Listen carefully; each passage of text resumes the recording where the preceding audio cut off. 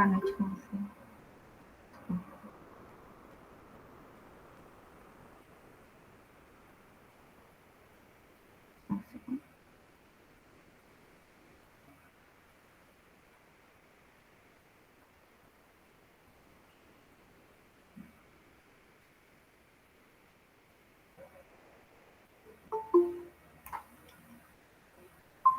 Oi, Tainá, boa noite.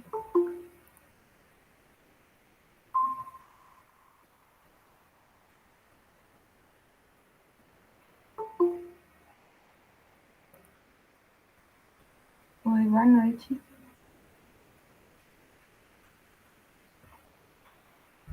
Essa pessoa que entrou e saiu sou eu. Ah, tá. Bem.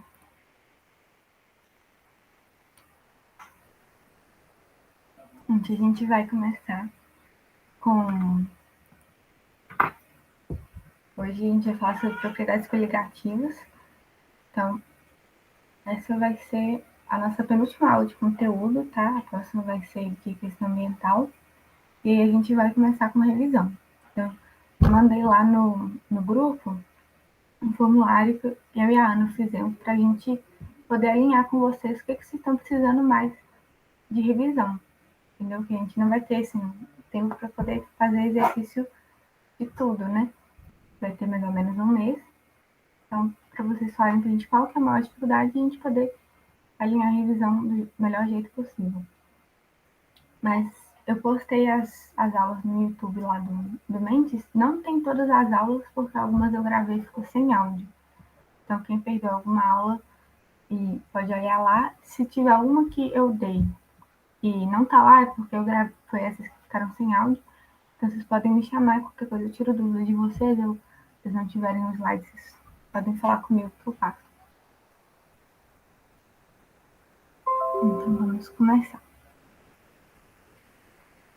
Então, propriedades coligativas. É um tema bem tranquilo, bem... É só teórico. No final a gente vai ver uma fórmula, mas não cai, tá? Não precisa ficar preocupado com essa fórmula.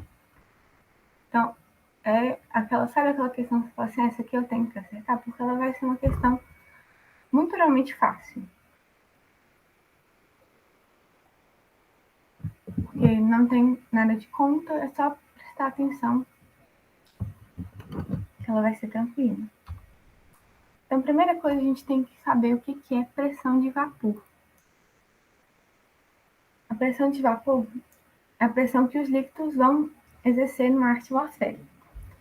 Então, como que mede? Você vai colocar um líquido no recipiente, que ele vai estar a vácuo, e vai começar a ver e aquele líquido vai começar a entrar em vapor, né? E, na verdade, não vai estar vácuo. O líquido vai começar a virar vapor, vai ter algumas moléculas que vão estar em vapor, e aí você vai medir a pressão. Então, ali vai ser a pressão de vapor do líquido. E aí, ó, guarda isso aqui. Líquidos pouco voláteis têm pressão de vapor menor. Então, por exemplo, o álcool e a água. Quando a gente derrama um pouquinho de água, imagina assim, você derrama um pouquinho de água na sua mesa e tem um pouquinho de álcool também em cima da sua mesa, álcool líquido. Qual que vai secar mais rápido? O álcool seca mais rápido, né? Então, o álcool é mais volátil. Então, o álcool, por ele ser mais volátil, tem uma pressão de vapor maior.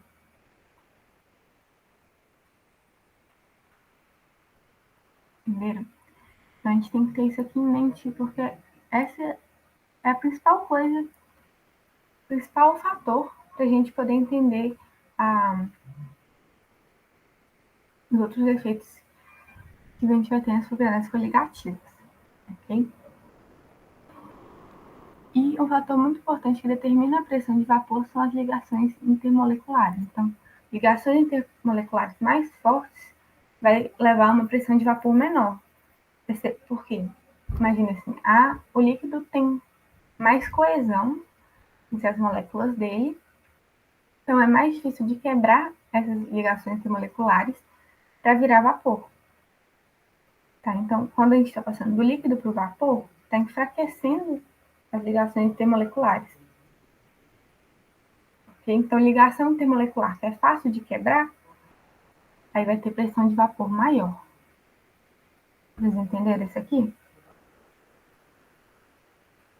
Sim. Sim.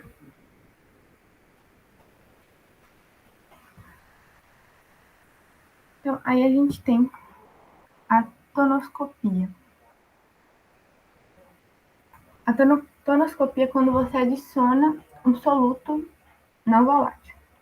Então, você colocou um sal, ou você colocou açúcar, você colocou alguma coisa dentro da água, por exemplo, ou do álcool, e que ali vai modificar a pressão de vapor do líquido. Tá? Vai diminuir a pressão de vapor. Então, minha pressão de vapor está diminuindo. E aí, quando a pressão de vapor diminui, acontece uma modificação no diagrama de fases. Eu mostrei para vocês esse diagrama quando a gente viu misturas. Então, a linha de sólido, entre o sólido e o líquido, e a linha entre líquido e gás, vai recuar. Tá vendo que como se tivesse recuado um pouco? Então, por que isso acontece? A pressão de vapor diminuiu e aí vai ficar mais difícil de virar líquido para gás e mais difícil de virar líquido para sólido, tá? Então, agora vamos pensar na água. Eu falei com vocês que vai ficar mais difícil tanto de fazer virar sólido, quanto de fazer virar gás ou vapor. Então, a água pura, ela entra em ebulição a 100 graus Celsius e ela entra em fusão ou solidificação a 0 graus Celsius, né? Vamos supor que eu coloquei sal nessa aí. O que vai ficar mais difícil? Vocês acham que a temperatura de ebulição dela vai aumentar ou diminuir? Ó, temperatura de ebulição depois que eu pus o sal aumenta ou diminui?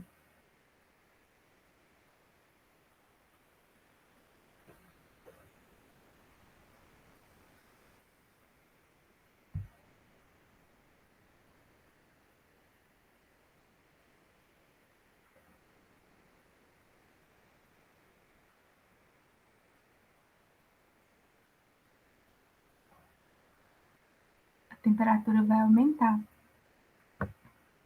Vocês concordam? Isso. Porque é mais difícil chegar numa temperatura acima de 100 do que chegar em 100, né? Então, a temperatura de fusão, de ebulição aumenta, tá? Quando a gente diminui a pressão de vapor, a temperatura de fusão, não sei se eu estou confundindo tudo, a temperatura de ebulição aumenta. E agora com a temperatura de solidificação, vai ficar mais difícil. Ela vai aumentar ou vai diminuir?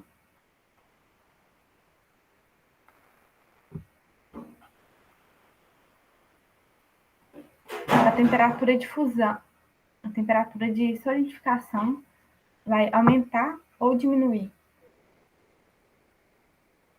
Sendo que vai ficar mais difícil de, por exemplo, da água virar gelo.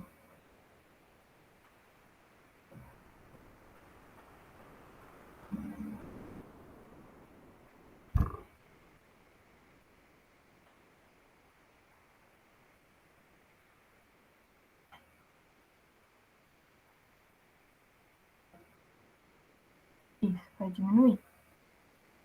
Ela vai demorar mais para congelar.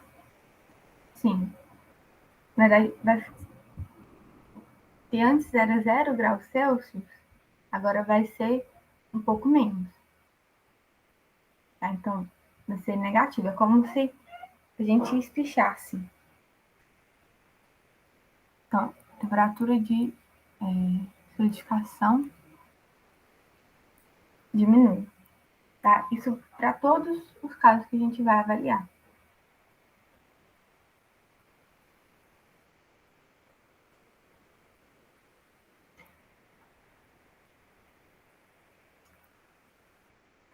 E aí tem um detalhe.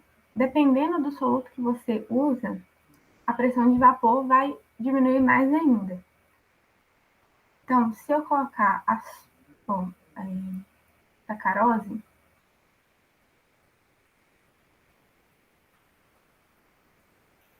a pressão de vapor, vamos supor que eu coloquei 0,1 mol por litro de sacarose. Eu pus a mesma quantidade de NaCl e eu também pus PbCl2. Isso em copos diferentes, tá? Pus a mesma quantidade de todos eles. Só que a sacarose não ioniza. Então, ela vai continuar, depois que você colocar ela na água, ela não ioniza nem dissocia, ela vai continuar com 0,1 mol por litro de concentração. Só que o NaCl ele vai dissociar. Então, vai ficar Na mais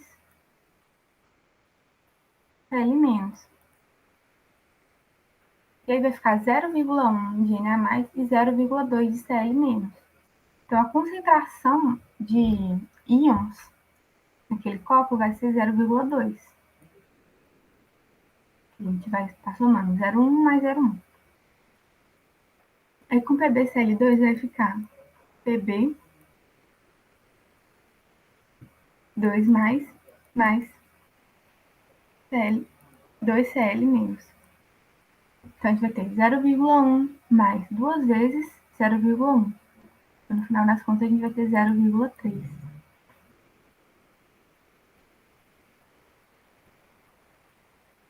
E aí o que a gente tem? Que o PbCl2 é o que mais diminui a pressão de vapor de qualquer solvente que ele esteja em contato. Dentro desses três, tá? Então, eu até separei uma questão para a gente fazer lá no final sobre isso. Tem que tomar cuidado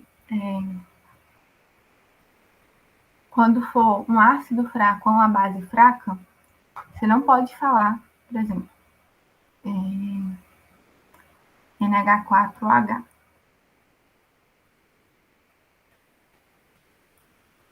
Vamos supor que eu coloquei 0,1 também. Eu não vou poder falar que depois da dissociação, eu botei NH4+, e OH-. Eu não posso falar que depois da dissociação a concentração é 0,2 de íons, porque ela é uma base fraca.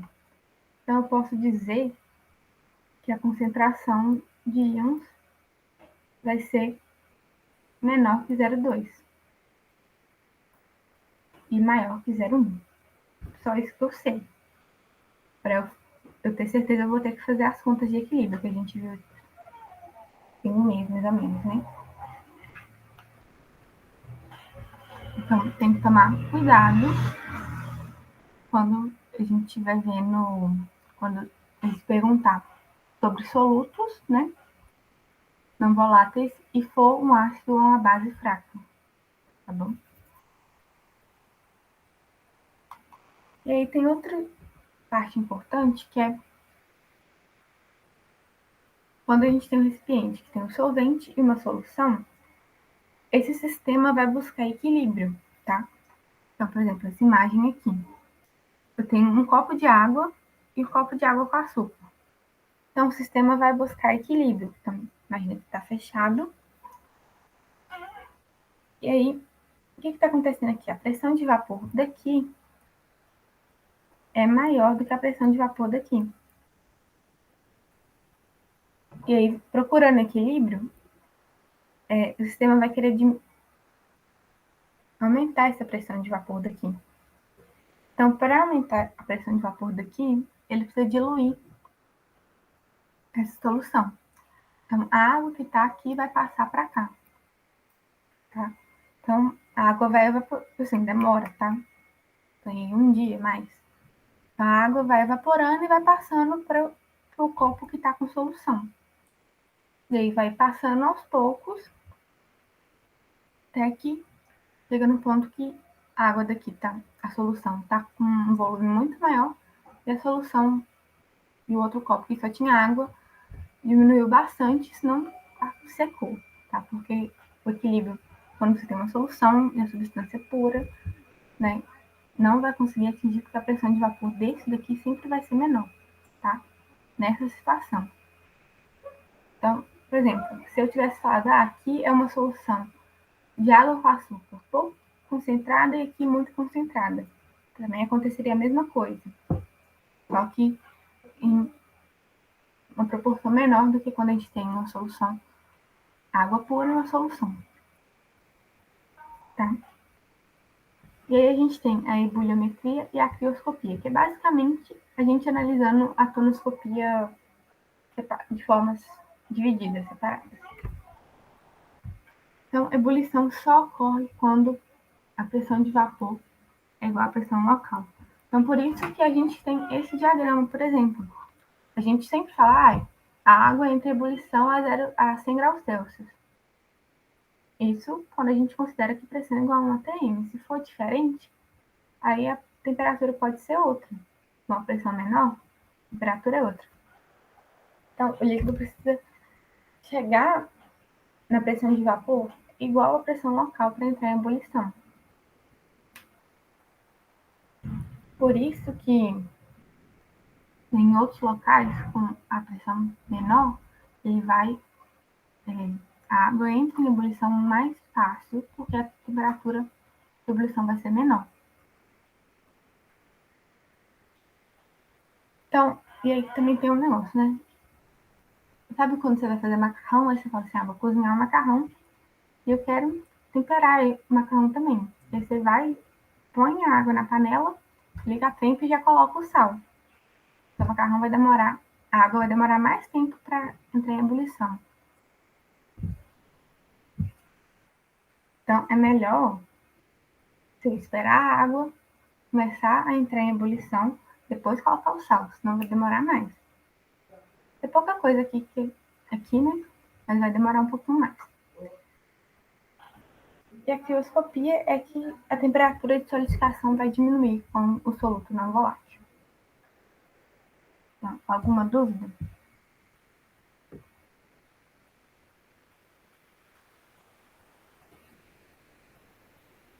PV é pressão de vapor. Aqui ficou parecendo que é pressão vezes volume, né? Mas eu devia ter colocado pequenininho aqui. Seria pressão de vapor.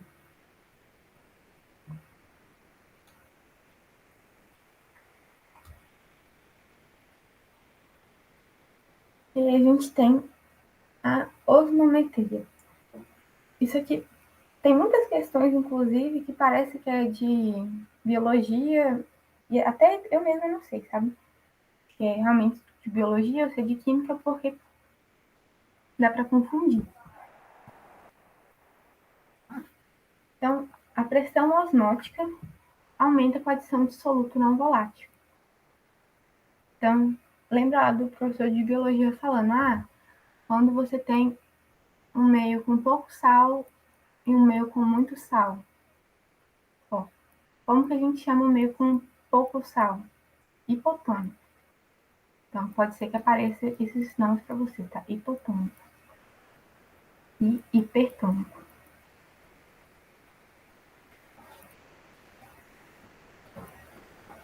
Então, hipo é pouco, tônico seria pouco soluto.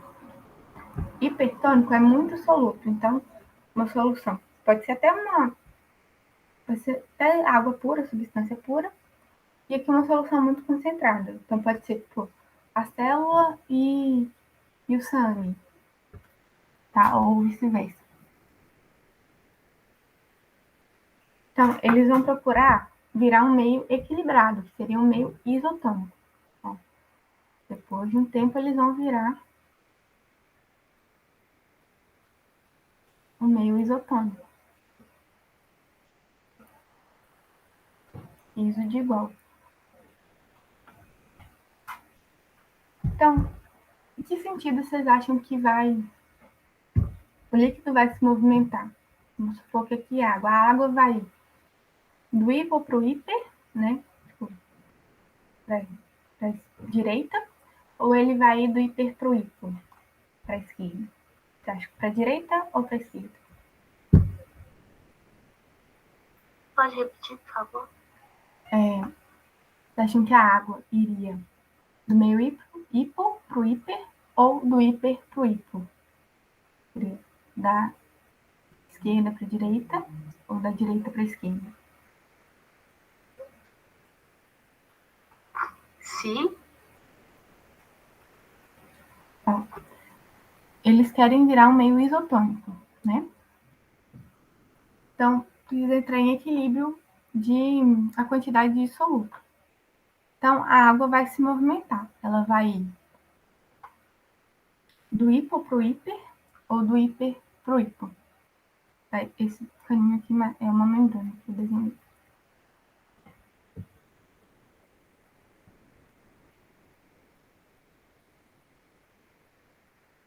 Eu acho que ela ia pro hipo.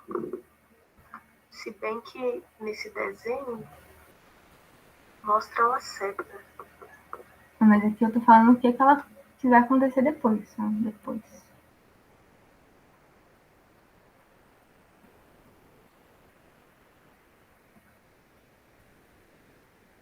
Isso. Vai ir do hipo pro hiper. Tá, então, ó, a osmose. Osmose vai do hipo pro hiper. Então, ele sai de onde tem muito para onde tem pouco. Então, por exemplo, você fez um feijão, ficou salgado. O que você vai fazer? Você põe mais água. E quando você põe mais água, ele não fica tão salgado. É tipo isso. Então, você tá com um meio muito salgado. E você quer que ele fique menos salgado. Aí você vai e põe mais água. Então, vai do hipo pro hiper. E aí, vai ficar isotônico.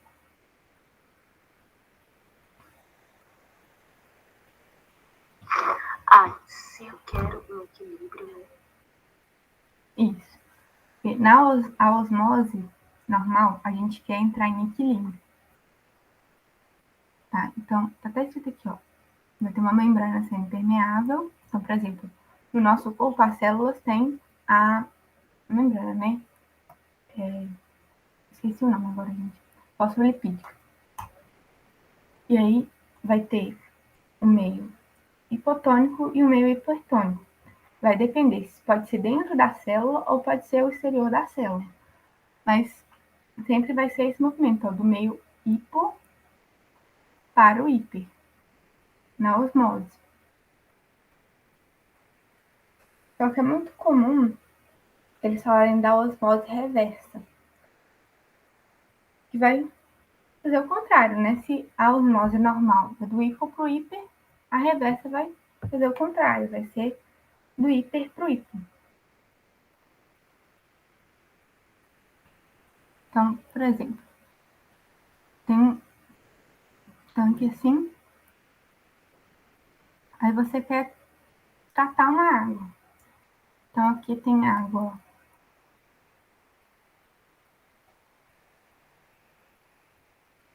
pouco suja.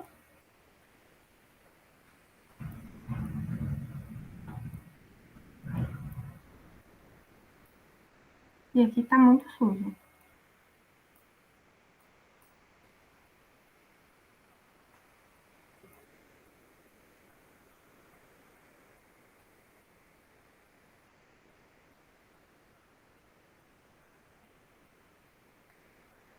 Então, se a gente deixasse a osmose acontecer normal, a água iria daqui para cá, né? Da pouco suja para muito suja. Só que a gente quer que aconteça o contrário.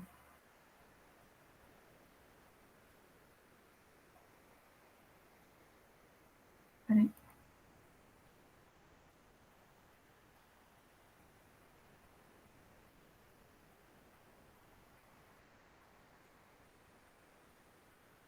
Por exemplo, uma água do mar. A gente tem uma água pouco salgada, uma água muito salgada. A gente quer tirar o, o, o sal da que tá pouco salgada, porque vai ser mais fácil tirar o sal da pouco salgada do que da muito salgada, né? Então,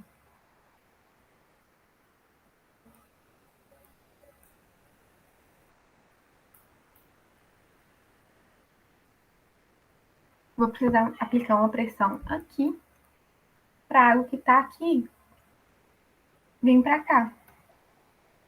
Vou aplicar uma pressão no hiper para poder a água sair do hiper para ir pro hipo. Então, o que acontece depois?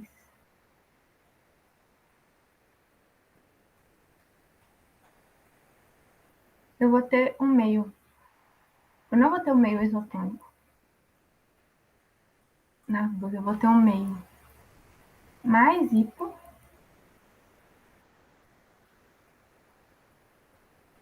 e um meio mais hiper. Porque eu concentrei mais esse meio e diluí mais esse meio.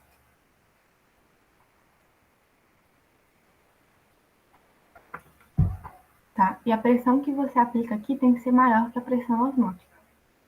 A pressão osmótica a gente representa como π.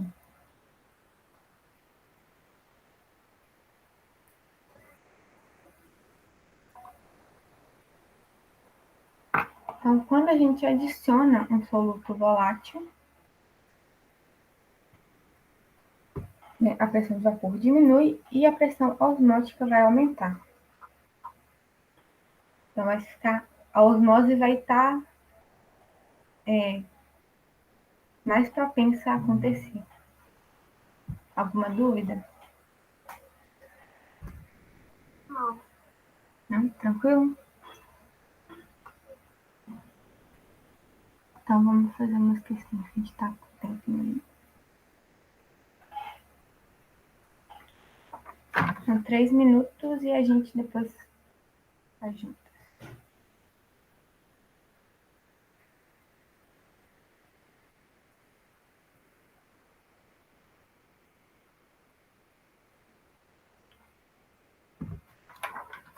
A osmose reversa, às vezes, é usado para tratamento de água, sabe? Então, eu acho que na Disney eles usam esse tratamento. Então, aquele negócio que eu estava falando da água suja e da água pouco suja. Então, vai ter uma água pouco suja, uma água muito suja, e aplica pressão na água muito suja para diluir mais a água pouco suja. Entendeu? Não tô falando que é exatamente assim na Disney que você vai beber água suja lá, sabe? Mas eles usam esse tipo de tratamento lá. Por isso que eu trouxe, porque é uma coisa que eles poderiam colocar de questão, sabe? Esse tratamento de água. Entendeu?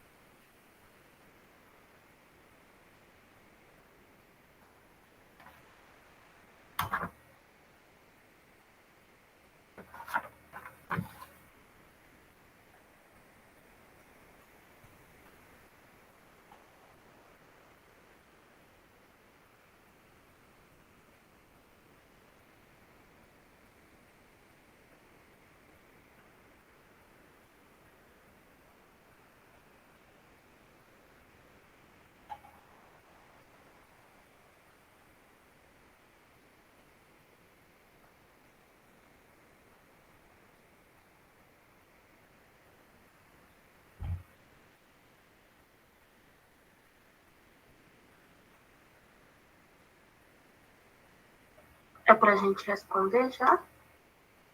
Se vocês quiserem, podem mandar no chat a resposta.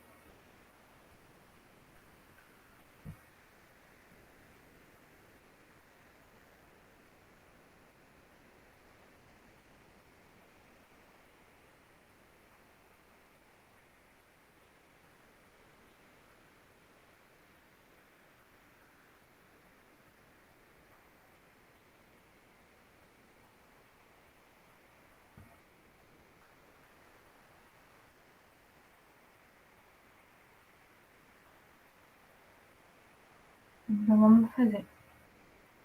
Então, primeiro, vamos ler o enunciado. Do ponto de vista científico, o resfriamento rápido ocorre em razão da. Então, bebidas podem ser refrigeradas de modo mais rápido utilizando-se caixas de isopor, contendo gelo e um pouco de sal grosso comercial. Sal grosso comercial. Gelo. Esse processo ocorre no derretimento do gelo com consequente formação de líquido e resfriamento das bebidas. Uma interpretação equivocada, baseada no senso comum, relaciona-se essa frase, esse efeito à grande capacidade do sal grosso de remover calor do gelo. Então, qual é a razão do resfriamento rápido? Uma variação de solubilidade do sal. Não. Que não foi. Continuou, se o gelo só formou líquido, mas continuou na mesma temperatura, não teve alteração de solubilidade. Alteração da polaridade da água. Pode. Não. O sal e a água interagiram, né? Fizeram de polo, mas não alterou o polo da água. Quer dizer, fizeram interação íon-dipolo. Elevação da densidade do líquido. Também não. O comportamento anômalo da água, ele perto de 4 graus Celsius. Não, ele não falou nada que teve o líquido aqueceu, resfriou o líquido, né? Teve resfriamento só da bebida. Modificação na viscosidade do líquido. Não. Não vai ter nenhum tipo de soluto que vai alterar a viscosidade do líquido. Tá? E diminuição da temperatura de fusão. Sim, vocês viram que eu até grifei aqui, né? Colocou sal grosso no gelo. Então, vai diminuir a temperatura de fusão de solidificação da água.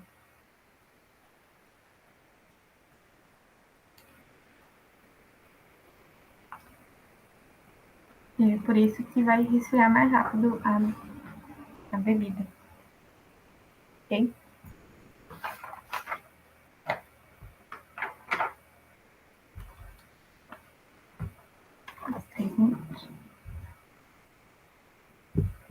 Então, sal é um soluto não volátil? É o que não volátil? É soluto não volátil. Obrigada.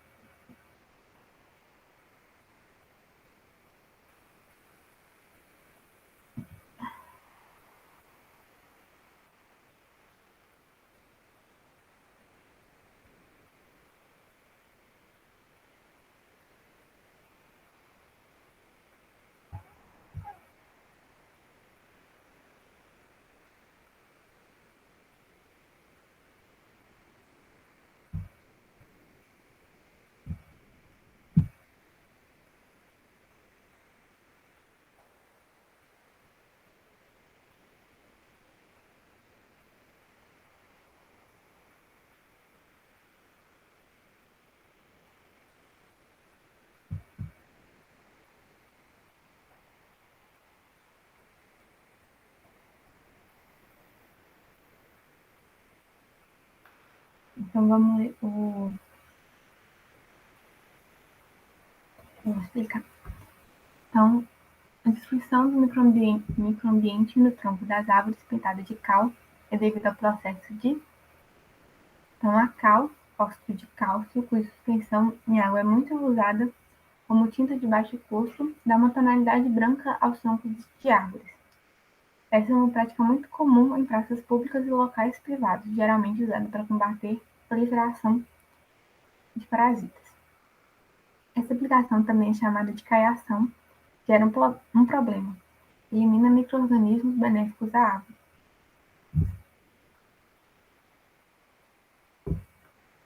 Então, ocorreu difusão. O cal se difunde nos corpos dos seres no microambiente e os intoxica. Então, a cal não vai entrar dentro do micro-organismo. Osmose, pois a cal retira a água do microambiente, tornando-o inviável ao desenvolvimento dos micro-organismos. Então, o que vai acontecer? Tá? A bactéria, deixa eu falar com a bactéria aqui. Se colocar uma bactéria, né?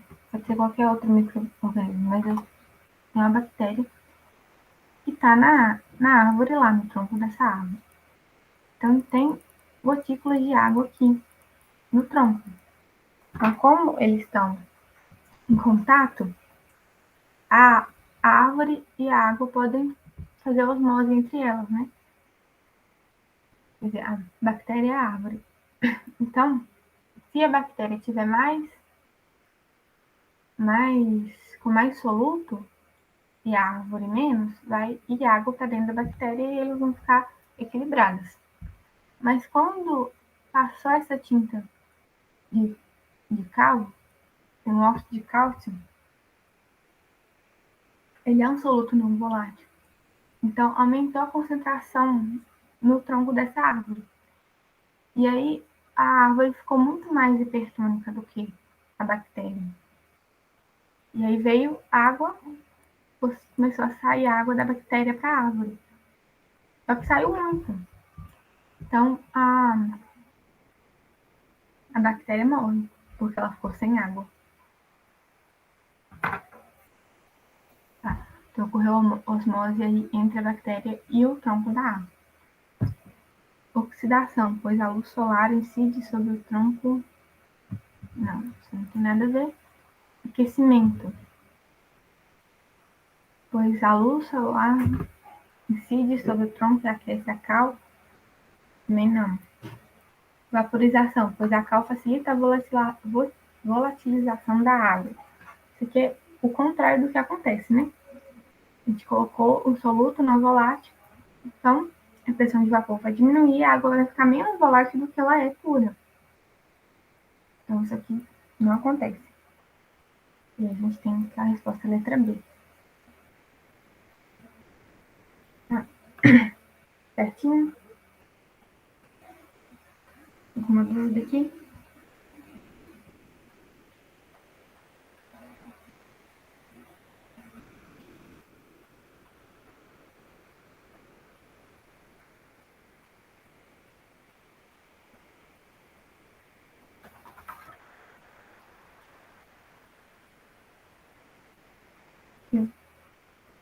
Gente, eu vou liberar vocês, bom? A gente continua fazendo as questões. Aqui também as questões que não deu pra gente fazer de radioatividade, né? Sexta-feira. E aí vocês respondem lá o fórum, por favor. Pra gente poder formular uma revisão bem legal pra vocês, tá? Boa noite. Até sexta-feira.